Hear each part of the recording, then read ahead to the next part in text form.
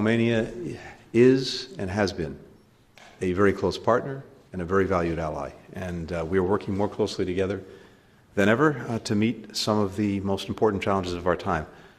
I'm grateful, the United States is grateful for that partnership. We see it right now, particularly when it comes to helping defend Ukraine against the ongoing Russian aggression, and the critical role that Romania has played and continues to play in making sure that Ukraine has what it needs to defend itself, but also, critically, the ability to continue to export grain, wheat, and other things that are so vital not only to Ukraine's economy, but vital to people around the world. And it is thanks in large part to Romania that Ukraine continues to be able to do that, the Danube, as well, of course, as the Black Sea. We are working very closely together as well on civil nuclear cooperation, where we're partners in, I think, what is going to be one of the most important and exciting projects for the future of civil nuclear power and be effective in dealing with climate change. And of course, fundamentally, and I've had the great privilege of being to Romania on multiple occasions over the course of my 30 years in government, including with President Clinton many years ago, and then much more recently than that. And what I've seen is a partnership that's only grown stronger. It's fundamentally grounded in the ties between our people, but it's also, because of the work between our governments, as well as our private sector, something else that we want to continue to deepen. So, Prime Minister, thank you so much for being here today, for taking the time. It's wonderful to have you. Excellency, I prefer speaking my language. Parteneriatul strategic cu Statele Unite este cel mai important parteneriat al României, mai ales în contextul crizei de securitate în urma agresiunii Federației Ruse asupra Ucrainei. Eu aș dori să vă felicit pentru implicarea dumneavoastră în Orientul Mijlociu.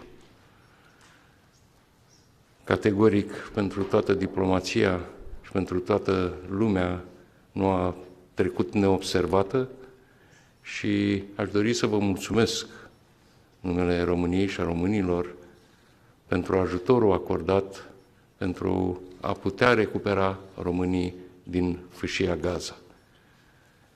Un lucru care nu o să fie niciodată uitat în România. Așa cum ați menționat dumneavoastră, România a fost și o să fie alături de Ucraina până când o să obțină victoria împotriva Federației Ruse. România și-a învățat lecția în ceea ce privește Rusia cu mult timp în urmă. Cunoaștem poporul rus și sistemul de agresiune, de aceea o să vă rugăm, în afară de parteneriatul pe care îl aveți cu România, să avem întotdeauna în vedere și Republica Moldova.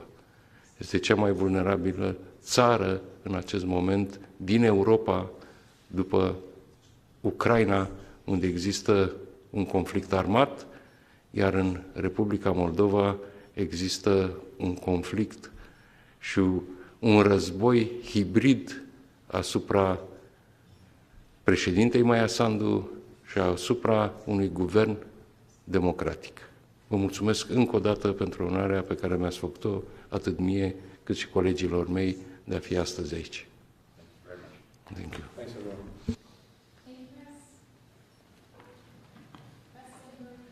Mr. Secretary, it's now time to send it.